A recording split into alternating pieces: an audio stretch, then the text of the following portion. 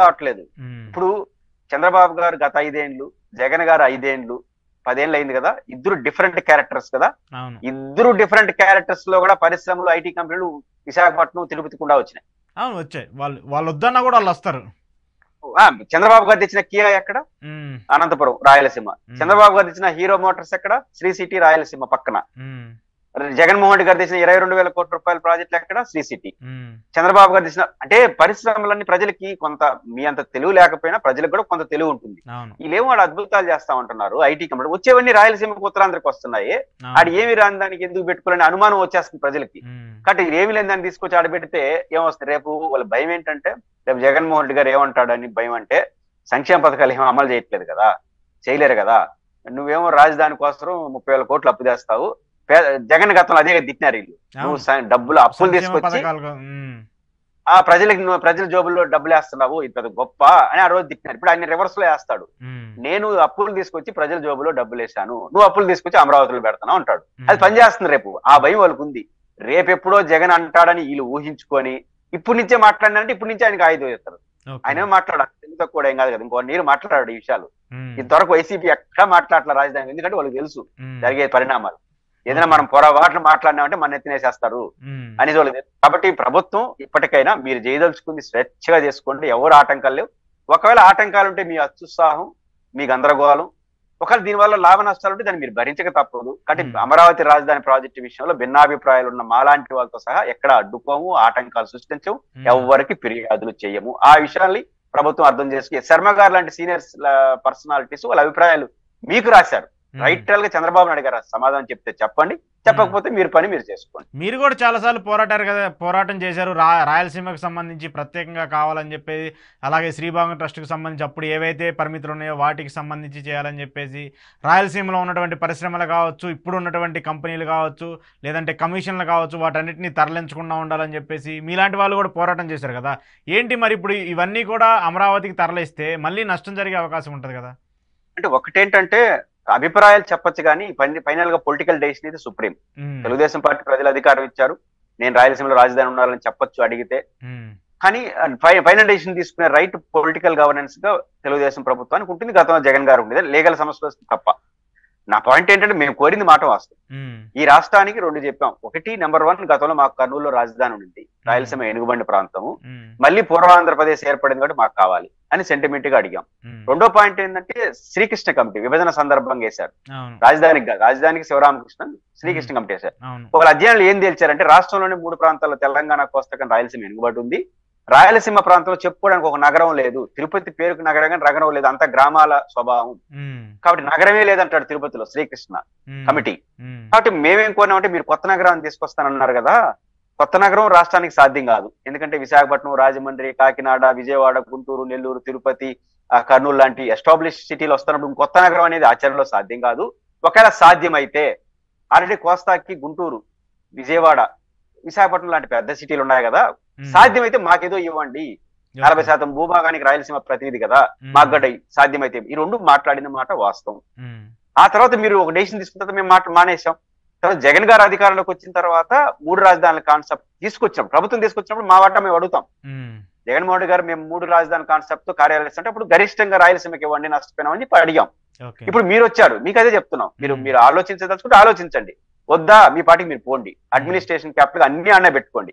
మహానగరం అంటే సాధ్యాసాధ్యాలు మాట్లాడతాం, అభిప్రాయాలు చెప్తాం, మీకు చెప్పదలుచుకుని చెప్తాం. మీరు ఇంటే వినండి, వినకపోతే మీరు అనుకుని చేసుకోండి. ఇదే మా స్టాండ్ తప్ప ఏరే అభిప్రాయాలు. అయితే మీరు అన్నట్టు కొన్ని కార్యాలు తీసుకొని పోతారు కదండి, తీసుకొని పోవచ్చు. వాళ్ళు చెప్పారు కదా మేము అన్ని ఇక్కడే పెడతామని, మేమేం చేయగలం?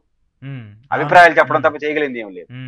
చాలా బ్యాంకులకు సంబంధించి కావచ్చు, అలాగే కమిషన్లకు సంబంధించి కావచ్చు, వాటిని కూడా మార్చాలని చెప్పేసి చెప్తున్నారు. ఓకే, ఇక రాజకీయాలకు సంబంధించి చూసుకుంటే జగన్మోహన్ రెడ్డి గారు మళ్ళీ పులివెందుల ఆయన సొంత నియోజకవర్గానికి వెళ్ళారు. అక్కడ పర్యటన చేయబోతున్నారు. కొంతమంది నేతలతో కూడా కలవబోతున్నారు. రాయలసీమకు సంబంధించి ఇటీవల జరిగినటువంటి సాగునీటి సంఘాల ఎన్నికలకు సంబంధించిన అంశం కావచ్చు, నేతలకు సంబంధించిన చేరికలకు సంబంధించిన విషయం మీద కూడా చర్చ జరగబోతున్నట్టు తెలుస్తుంది. ఏం చెప్తారు దీనికి సంబంధించి?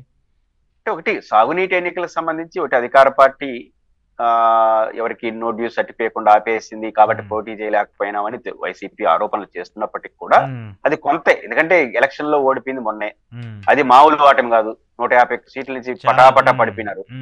ఇది ఒక డిప్రెషన్ లో వైసీపీ ఉంది. పైపెచ్చు కేడర్ కొంత అసంతృప్తి ఉంది. ఎన్నికల్లో ఎవరు పోటీ చేస్తారు? ప్రజలు ఓట్లు వేయచ్చు. జగన్మోహన్ రెడ్డి గారికి 1,32,00,000 ఓట్లు ఉండొచ్చు. కానీ లీడ్ చేసి పోటీ చేసేది కేడరే. కేడర్ రిలేటెడ్ గానే ఎలక్షన్స్ ఉంటాయి. ఎన్నికల్లో ఓట్లు వేసేది ప్రజలు కావచ్చు, కానీ పోటీ చేయడం, గొడవపడడం, బాధలు బందర్లు అన్ని ఇవే కదా కేడరే. ఆ కేడర్ అంతా నిరుత్సాహంలో ఉన్నారు. మమ్మల్ని పట్టించుకోలేదు, మళ్ళీ కొట్లాడాలని పోటీ చేసే కేడర్ నిరుత్సాహం. గెలిచి ఎన్ని రోజులు ఇది ఒక పక్క గెలిచి జూబిలీటి మోడ్లో అధికార పార్టీ. ఇవన్నీ 5 నెలల కాలంలో జరిగినాయి. 5 నెలల్లో ఏం కోలుకోలేరు కాబట్టి వాళ్ళకి వదిలేశారు ఒక రకంగా. వైసీపీ వాళ్ళు ఇంకో వాళ్ళు 2 వీళ్ళు కూడా ఏమి అడిగా కొన్ని చోట్ల పులివెందుల చోట అడిగితే ఆ నో డ్యూ సర్టిఫికేట్ ఇచ్చే పరిస్థితిలో లేరు. అది చాలా స్వల్పం. ప్రధానమైంది ఈ డిప్రెషన్ 5 నెలల కాలంలో జరగడం వల్ల వాళ్ళు ఏకగ్రీది. దీనివల్ల వైసీపీకి వచ్చిన నష్టం పెద్ద ఏం లేకపోవచ్చు. అయితే జగన్మోహన్ రెడ్డి గారు రాయలసీమ ఎక్కడ పోగొట్టుకున్నామో అక్కడి నుంచే స్టార్ట్ చేసినట్టుగా నాకు అనిపిస్తుంది. గతంలో ఉండేది మనం రాయలసీమ ప్రాంతం గురించి మాట్లాడుకుంటా ఉంటే ఇతర ప్రాంతాల్లో ఏమనుకుంటారు, రాయలసీమ కూడా అనేస్తారేమో, ఇట్లాంటి కొన్ని భ్రమలు జగన్మోహన్ రెడ్డి గారికి ఎక్కిచ్చారు కొంతమంది. కానీ తమాషా ఏంటంటే మనం అది ఉన్నది ఉంచుకుంటే ఏరేది వస్తుంది, మనం ఉన్నది పోగొట్టుకుంటే అది పోతుంది ఇది పోతుంది. మీకు ఒక లెక్క చెప్తాను. సోనియా గాంధీ గారితో జరిగిన ఒక చర్చలో ఆ రోజు ఉమ్మడి రాష్ట్రంలో ఉన్నారు. రాజశేఖర్ అంటే తెలంగాణ అంశం మేనిఫెస్టోలో పెట్టాలన్నా వద్దా పరిశీలిస్తామని అంటే చర్చ వచ్చినప్పుడు కోస్తా రాయలసీమ కాంగ్రెస్ పెద్దలందరూ వద్దు మేడం, కోస్తా రాయలసీమలో అందరూ వ్యతిరేకంగా ఓటేస్తారు మనకు, ఎందుకంటే తెలంగాణకు అనుకూలం అని మెసేజ్ వచ్చేస్తుంది, రాంగ్ మెసేజ్ వస్తుంది, వద్దు అని. తెలంగాణలో పరిస్థితి ఏందని అడిగిందట. టీఆర్ఎస్ తో పొత్తు పెట్టుకోవడానికి సంబంధించి. టీఆర్ఎస్ తో పొత్తు పెట్టుకుంటే కోస్తా రాయలసీమలో మొత్తం వాషౌట్ అయిపోతుంది మనకి అన్నారంట. ఆ తర్వాత మాట్లాడదాం. తెలంగాణలో 119 సీట్లు ఉన్నాయి కదా, ఈ 119 సీట్లలో ఎన్ని వస్తాయి మనకు టీఆర్ఎస్ తో పొత్తు పెట్టుకుంటే అది క్వశ్చన్ అడిగిందంట. 140 150 సీట్లు వస్తే సాధారణ మెజారిటీ వచ్చేసినట్టే. 143 142 అనుకుంటాను సాధారణ మెజారిటీ అప్పట్లో. కాబట్టి 120 తెలంగాణలో ఉన్నాయి కదా, తెలంగాణలో 119 గెలిచిపోతాం మేడం అన్నారట. అయితే పొత్తు పెట్టుకోబోండి అనిందంట. ఏనంటే 120 వచ్చేస్తుందన్న మెసేజ్ కానీ కోస్తా రాయలసీమ వాళ్ళకి తెలిసిందంటే వాళ్ళు మనకి వేస్తారు అని. ఆమె ఇచ్చిన డైలాగ్ ఏంటంటే 120 తెలంగాణలో 120 టీఆర్ఎస్ తో పొత్తు పెట్టుకుంటే వచ్చేస్తుందన్న కాన్ఫిడెన్స్ గానీ వస్తే మీకు గందరగోళం ఉండొచ్చు, కానీ ప్రజలు క్లియర్ గెలిచే పార్టీ కొట్టేస్తారు. 120 వాళ్ళకి వచ్చిన తర్వాత మనం ఆడ గెలిచినా మొత్తం కోస్తా రాయలసీమ కూడా బెటర్ గా ఉంటుందని చెప్పిందంట. రిజల్ట్స్ ఏంటో తెలుసా? తెలంగాణ కన్నా కోస్తా రాయలసీమలో ఎక్కువ సీట్లు వచ్చినాయి. పాయింట్ ఏంటంటే అట్టు 3 అట్టు ఉంటుంది. కాబట్టి ఇది జగన్ గారు తెలుసుకోవాలి. ఫస్ట్ రాయలసీమలో 52కి 52 జగన్ కొడతాడు అనే మెసేజ్ వెళ్తే మిగతా వాళ్ళు ఓట్లేస్తారు, ఆటోమేటిక్ గా చేంజ్ వస్తుంది, ఆటోమేటిక్ గా వేస్తారు. కాబట్టి తన రాయలసీమ కాదు నెల్లూరు కూడా ఫ్లేవర్ అదే. అవును, కోస్తాకి సంబంధించి ఆ ఫ్లేవర్ ఉంటది కదా. అప్ టు ఒంగోలు వరకు దాదాపు 70 సీట్లు, మార్కాపురం ఇవన్నీ ఒకే స్వభావం. ఈ 70 సీట్లకి జగన్ 70 కొడతారా అని మెసేజ్ వెళ్ళింది అనుకోండి, మిగతా అందరూ కూడా ఓట్లేస్తారు. లాస్ట్ ఎలక్షన్స్ లో జరిగింది కూడా అదే కదా. ఆయన సామాజిక వర్గమే ఆయనకి సపోర్ట్ గా లేదు, ఆయన ప్రాంతం సపోర్ట్ గా లేరు. సామాజిక వర్గం పునాదులు ఫస్ట్ కాపాడుకోవాలి, ఆ పునాదుల నుంచి బిల్డింగ్ కట్టుకోవచ్చు. ఇప్పుడు జగన్మోహన్ రెడ్డి గారు